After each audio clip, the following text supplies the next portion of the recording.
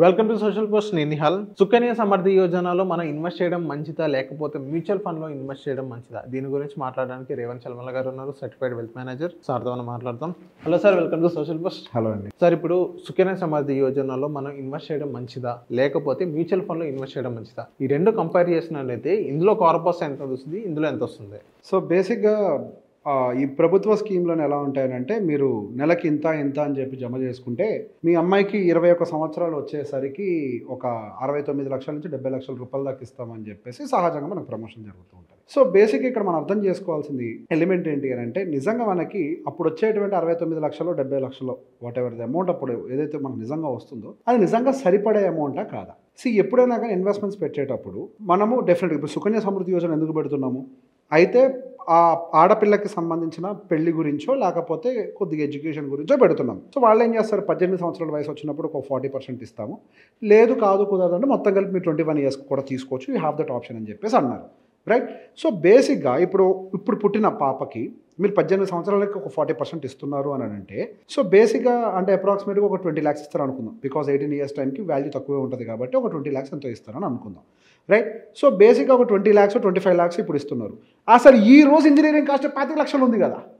18 సంవత్సరాల తర్వాత engineering cost ఎంత ఉంటుంది? యావరేజ్గా ఎవ్రీ 7 yearsకి ఇంజనీరింగ్ కాస్ట్ డబుల్ అవుతూ ఉంటుంది. ఈ 18 సంవత్సరాల్లో మనకి ఎన్ని ఏళ్ళు పడుతున్నాయి? దాదాపు 2.5-7 సంవత్సరాలు పడుతున్నాయి. అంటే 2.5 cycles తిరుగుతుంది మార్కెట్. ఫస్ట్ సైకిల్లో 50 లక్షలు అవుతుంది, సెకండ్ సైకిల్కి వెళ్ళేసరికి 1 కోటి రూపాయలు అవుతుంది, అండ్ మనకు ఆ హాఫ్ సైకిల్ 1.5 కోటి అవుతుంది. వాళ్ళు ఇచ్చేది ఎంత మీకు? 25 లక్షలు. నిజంగా మీకు ఆ 25 లక్షలు మీకు 1.5 కోటి రూపాయలు ఎడ్యుకేషన్ స్పాన్సర్ చేస్తాయా? చేయవు కదా. మరి సుకన్య సమృద్ధి యోజన మీకు ఎట్లా సూటబుల్ ప్రోడక్ట్ అవుతుంది?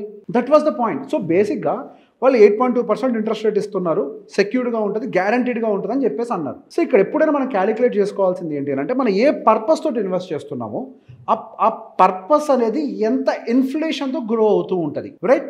మనం పెట్టేటువంటి ఇన్వెస్ట్మెంట్ టూలు ఈ పర్పస్కు ఉండేటువంటి ఇన్ఫ్లేషన్ తోటి మ్యాచ్ అవుతుందా, మ్యాచ్ అవ్వట్లేదో చెక్ చేయాలి. If it is not matching then it is under risk అని అర్థం. You are not making equivalent amount. ఇప్పుడు ఎడ్యుకేషన్ కోసం పెట్టారు, ఎడ్యుకేషన్ పెరిగినంత అది పెరగట్లేదు అని అంటే యూ హ్యావ్ లాస్ట్ మనీ కదా. Education is growing much faster. ఇప్పుడు మీరు సరే పిల్లల ఎడ్యుకేషన్ కోసం అన్నారు కదా, పిల్లలను తీసుకొని వెళ్ళి ఆ పాపను తీసుకొని వెళ్ళి మీ స్కూల్లో జాయిన్ చేసినప్పుడు వాడు స్కూల్లో జాయిన్ చేసేటప్పుడు మీకు చెప్పే మాట ఏంటి? ప్రతి సంవత్సరం మీ స్కూల్ ఫీజు 10% పెరుగుద్దని చెప్తాడు. అవును, రైట్? ఇది ఒప్పుకుంటారు కదా. సుకన్య సమృద్ధి యోజన రిటర్న్ ఎంత? 8.2. మరి మీరు ఎంత లూజ్ అవుతున్నారు? నెట్ టు నెట్ ఇక్కడే 1.8, ఇక్కడ నెట్ టు నెట్ లూజ్ అవుతున్నారా? ఇదేంటి? ఆల్రెడీ జాయిన్ చేసిన వాళ్ళ కండిషన్ అది, రైట్? సో ఫ్రెష్గా స్టార్ట్ చేస్తున్నప్పుడు school fees will jump at the rate of 12 to 15%. నేను వర్స్ట్ కేస్ సినారియోలో 12%తో లెక్కేసాను. 12%తో లెక్కేసినా కానీ ఇప్పుడు పుట్టిన పాప యొక్క ఎడ్యుకేషన్ కాస్ట్ ఇప్పుడు 25 లక్షలు అనుకుంటే అప్పటికి 1.5 కోటి అవుతుంది. అవును, మరి ఎట్లా సుకన్య సమృద్ధి యోజన మీకు సరిపోతుంది? ఓకే, పెళ్ళికి వస్తాయిలే 70 లక్షలు అని అనుకుందాం, అది ఒక లెక్క ఉంటుంది కదా. Marriage will also grow at the rate of 10 to 12% rate. Okay, so marriage కూడా 10 to 12% అనుకుంటే ఇప్పుడు పెళ్లి చేయాలంటే అది కూడా 25 లక్షలు. ఆ పిల్లకి 21 సంవత్సరాలకి వెళ్ళేసరికి అది ఒక 2 నుంచి 2.5 కోట్లు అవుద్ది. మీకు వచ్చేది ఎంత? 70 లక్షలు. మరి మిగతా డబ్బులు ఏం చేస్తారు? అప్పేగా చేసేది. Now tell me, is that a suitable product or not? So the point here is product is not bad, there is no bad product. నేను ఇంత ఇస్తానని వాళ్ళు చెప్పారు, వాళ్ళు ఇచ్చేది చెప్పారు, ఏది తీసుకోవాలి లేదా అనేది నీ విజ్ఞత. అది నాకు నిజంగా సూట్ అవుతుందా లేదా సార్? కానీ ఇక్కడ ట్యాక్స్ ఫ్రీ ఒకటి ఉంది కదా సార్, ఆ కాంపోనెంట్ కూడా as you said that is right. దాంతో పాటుగా లాక్ ఇన్ ఫస్ట్ ఎక్స్ప్లెయిన్ చేసి ట్యాక్స్ చెప్తా, ట్యాక్స్ ఖచ్చితంగా అయినాలి. ఓకే, సో బేసిక్గా లాక్ ఇన్ ఒకటి, ఇంకోటి రిస్క్ మేనేజ్. ఎస్, రెండు గురించి మాట్లాడదాం. సో బేసిక్గా సుకన్య సమృద్ధి యోజనలో మనకి ఒక లాక్ ఇన్ అనే పీరియడ్ ఉంటుంది. 21 years వరకు మేము ఇవ్వమని అంటారు. ఇప్పుడు ఆడపిల్లకి 10 సంవత్సరాలు వచ్చినప్పుడు ఎర్నింగ్ పర్సన్ చచ్చిపోయాడు అనుకో, ఎవరు చచ్చినా నేను 21 years దాకా డబ్బులు అంటే ఏంటి పాయింట్? అసలు ముందు ఆ పిల్ల అక్కడ దాకా చదువుకోవాలి అంటే ముందు ఇక్కడ 10th class పాస్ అవ్వాలి. 10th class చదువుకోవడానికి డబ్బులు లేవు, కానీ నేను డిగ్రీకి డబ్బులు ఇస్తానంటే అది ఎక్కడ లాజిక్ అసలు? నేను చెప్పిన పాయింట్ మీకు అర్థమైందా? ఇప్పుడు life is full of uncertainties. ఇప్పుడు వ్యక్తి చనిపోవచ్చు, వ్యక్తి యొక్క ఆదాయంలో ఇంపాక్ట్ అవ్వచ్చు, వ్యక్తికి యాక్సిడెంట్ అయ్యి వికలాంగుడు అవ్వచ్చు. లైఫ్లో అన్సర్టనిటీస్ ఉన్నాయా? వ్యక్తి ఉద్యోగం కోల్పోవచ్చు, కుటుంబం మధ్యలో గొడవలు వచ్చి దూరంగా ఉండొచ్చు, సంథింగ్ ఏదైనా. There are so many probabilities in life to happen. మనము బొమ్మ బొలుసును రెండూ చూడాలండి. నాకు బొమ్మే నచ్చుతుంది, నేను బొమ్మనే చూస్తాను అని అంటే మరి బొలుసు ఎవరు చూస్తారు? బొలుసు వస్తే పాజిటివ్ సైడ్ మాత్రమే కాదు, నెగిటివ్ సైడ్ కూడా మనం ఆలోచించాలి. లాక్ ఇన్ ఈజ్ గుడ్, నేను కాదనట్లేదు. లాక్ ఇన్ అనేది ఈ మైండ్లో ఉండాలి. అది ముట్టద్దు అని చెప్పేసి మీ మైండ్లో లాక్ చేయాలి. మీ జుట్టు తీసుకెళ్ళి ఇంకొకటి చేతిలో పెట్టి వాడు ఊపినప్పుడల్లా ఊగుతాను అని అంటే అది దాని లాకిన్ అంటారు కదా. లాకిన్ మనం మెంటల్గా పెట్టుకోవాలి. మన జుట్టు ఇంకొకటి చేతిలో పెట్టకూడదు, నువ్వు ఇయ్యకరా నాకు డబ్బులని. See your life is full of uncertainties. మీకు ఏదైనా అవసరం వస్తే మీరు అమ్మాయి కోసమే వాడని డబ్బుల్ని, అది నేను డిగ్రీ కోసం దాచిపెట్టాను, 7th క్లాస్లో చదివించడానికి స్కూల్ ఫీజు లేదు కాబట్టి నేను గవర్నమెంట్ బడికి పంపుతానంటే లాజిక్ ఉందా? లాజిక్ లెస్ కదా అది. సో బేసిక్గా మనకి అమ్మాయి కోసం డబ్బులు దాచిపెడుతున్నప్పుడు ఆ అమ్మాయికి ఎప్పుడు అవసరమైనా తీసి వాడేలాగా ఉండాలి. అమ్మాయి చదువులకే, వేరే వాటికి కాదు. లాకిన్ అనేది మెంటల్గా పెట్టుకోండి, ఎమోషనల్గా పెట్టుకోవాలి. ఎమోషనల్ కంట్రోల్ నాకు లేదు కాబట్టి నా చేతులకు ఎవడో సంఖ్యలు వేసి వాళ్ళ కదలకుండా కూర్చోబెడతాడని చెప్పేసి చేతులకు సంఖ్యలు వేసుకుంటారా? ఇదే కదా ఇక్కడ జరిగేది. లాకిన్ అంటే ఏంటి? మీ చేతికి సంఖ్యలే కదా, నువ్వు కదల్లే వట్టి ఇటని. ఎందుకు? మన బుద్ధి బాగాలేదు కాబట్టి. సంఖ్యలు ఎవరికి వేస్తారు? బుద్ధి బాగోకుండా మర్డర్లు చేసిన వాడికి వేస్తారు సంఖ్యలు. మన బుద్ధి కూడా అంతే ఉందే? కాదు కదా. మన బుద్ధి బలంగా ఉన్నప్పుడు ఆ ప్రాబ్లం లేదు. See, when you invest in the same amount, you have a max cap of investing 1.5 lakh in Sukanya Samruddhi Yojana. Here and there where you will invest in 14 years, approximately ఒక 21 లక్షలు invest చేస్తారు, it will become 70 lakhs. It is the Sukanya Samruddhi Yojana. Compare it with a mutual fund. When you invest the same 21 lakhs in the 14 years, if you live with that corpus till the 21 years, అది 14 yearsకి ఒక 50 లక్షల 51 lakhs change అవుతుంది. మన mutual fund 12% రిటర్న్తో calculate చేస్తే అది మనకు 21 years ఆ పిల్ల వయసు టర్న్ అవుట్ అయ్యే టైంకి it will become here and there 1,14 lakhs. అవును, రైట్. సో బేసిక్ ఇక్కడ రిస్క్ ఉంటుందా అంటే 100% రిస్క్ ఉంటుంది.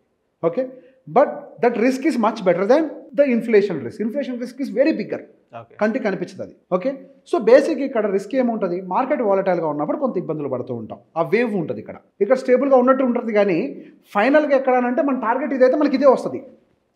మ్యూచువల్ ఫండ్ ఏమవుతుంది? టార్గెట్ ఇదైతే దానికి ఇంత పైకి వెళ్తుంది, కొంచెం కిందకు వస్తుంది, మళ్ళీ పైకి వెళ్తుంది. అట్లీస్ట్ మీరు పైన ఉన్నప్పుడు బయటకు వచ్చేయచ్చు, సరిపోతాయిలే డబ్బులని. You have this option. But ఇదైతే 100% ఇక్కడే వస్తుంది. Your target is this, but వచ్చే డబ్బులు మాత్రం ఇదే. కనీసం కొద్దిగా కూడా కొంచెం పైకి జరగమన్నా వెయ్యి పైకి కాదు, ఇట్ ఈస్ లాక్డ్. అంతకుమించి ఇంట్రెస్ట్ రేట్ పెంచరు. Right. So there is huge gap difference. ఇక్కడ కూడా రిస్క్ ఉంది. రిస్క్ లేదన్న మాట వాడద్దు. There is risk also, inflation risk. So basic ఇక్కడ ఏమవుతుంది? 1,14,00,000 వచ్చిన తర్వాత there is a capital gain tax. So on the total capital gains ఏదైతే 21 lakhs ఇన్వెస్టెడ్, మీరు 1,14 lakhs నెట్ జనరేట్ 12% రిటర్న్స్ తోటి దాంట్లోంచి క్యాపిటల్ మైనస్ చేస్తే the total tax payable will be somewhere around 11 lakhs. So here and there మీ end product అయితే ₹1,00,00,000 పైనే ఉంటుంది tax కట్టంగా కూడా. అవును, అక్కడ 70 లక్షలే కదా. అవును, ఇక్కడైతే ₹1,00,00,000 దాకా ఉంది కదా. 69. ఇప్పుడు 12% రిటర్న్ అనేది base anticipated. I will tell you why 12% is guarantee. అంటే ఛాన్సెస్ ఎక్కువ ఉన్నాయి అనేది. గ్యారంటీ అని మాట వాడకూడదు. ఛాన్సెస్ ఎక్కువ ఉన్నాయి అనేది. What is Indian GDP? ఎంత వస్తుంది ఇండియన్ జీడిపి? 6-7% ఉంటుంది. Right. Indian inflation is 4 to 6% ఉంటుంది. సో 4 to 6%, సరే 4 అనుకుందాం. బేస్ కేస్ సినారియో జీడిపి 6 అనుకుందాం. Right. So 6% Indian GDP plus 4%, that is called actual GDP number. So 10% వచ్చిన తర్వాత ఇన్ఫ్లేషన్ మైనస్ చేసి జీడిపి నెంబర్ అనౌన్స్ చేస్తారు. India is growing at the rate of 10% every year, 10 to 11% every year. So every corporate will try to out perform the Indian government. Right. That is the base case scenario. So అదే 12% అని చెప్పే లెక్క. 12% అది ఎట్లా derive అయింది అని అంటే Indian growth కంటే కార్పొరేట్ 2% ఎక్కువ తీసుకోవడానికి ట్రై చేస్తాడు. అసలు ఇండియాకి గ్రోత్ ఇచ్చేది ఎవరు? కార్పొరేట్సే కదా. అవును, అన్ని కార్పొరేట్స్ కలిపి ఇండియాకి గ్రోత్ ఇస్తాయి. రైట్. సో ఇండియాకి గ్రోత్ లేకుండా మీకు 8.2% మీకు రిటర్న్ వస్తుంది అనుకుంటున్నారా? రాదు. ఇది తగ్గితే అది కూడా తగ్గుద్ది. ఇండియాలో గ్రోత్ ఉంటేనే మీకు రిటర్న్ వస్తుంది. ఇంకోటి అది ఎవ్రీ క్వార్టర్కి దాన్ని రివైజ్ చేస్తూ ఉంటారు. పర్సెంటేజ్ అనేది రివైజ్ అవుతూ ఉంటుంది. అది తగ్గినా తగ్గుతుంది అంతే. తగ్గుతుంది కదా. మరి ఇది పెరిగితే అది పెరగదా సార్? ఏదండి? ఏదైతే గ్రోత్ పెరిగితే ఇది పెంచితే గవర్నమెంట్ నష్టంగా. నష్టమైపోయి ఒక మాట మనం క్లియర్గా గుర్తుపెట్టుకోవాలి. ప్రభుత్వం కూడా మనతో చేసేది వ్యాపారమే. నీకు రోడ్డు ఇచ్చా ట్యాక్స్ తీసుకుంటున్నా, వాడు ఎవ్వరు ఫ్రీగా ఇవ్వట్లేదు. ఇక్కడ రోడ్డు కూడా సరిగ్గా ఉండట్లేదు. అది ఎట్లుందో వదిలేయండి. సరే నాసిరకం ప్రోడక్టే అనుకోండి, మీరు డబ్బులు ఇచ్చే కొనుక్కుంటున్నారు, ఎవరు పుక్కట్లో సేవ చేయట్లేదు ఇక్కడ. అవును, government is doing business with you. Government నీకు లాస్ అయ్యే అంటే వాళ్ళకి లాస్ అయ్యే విధంగా గవర్నమెంట్ ఏది చెయ్యదు. గవర్నమెంట్కి ప్రాఫిట్ రాకపోతే ఆ స్కీమ్స్ అని ఎట్లా రన్ చేస్తుంది? గవర్నమెంట్కి ప్రాఫిట్ రావాలి కదా. నష్టం జరిగేలా గవర్నమెంట్ ఏ స్కీమ్స్ పెట్టదు. అవును, that we have to understand. Government is running a business. They will collect tax and they will spend money. Right. అవును. సో బేసిక్గా నష్టపోయే పని గవర్నమెంట్ కూడా చెయ్యదు, పెంచదు. Okay. So thank you sir, మా సోషల్ పోస్ట్ వచ్చినందుకు. Most welcome.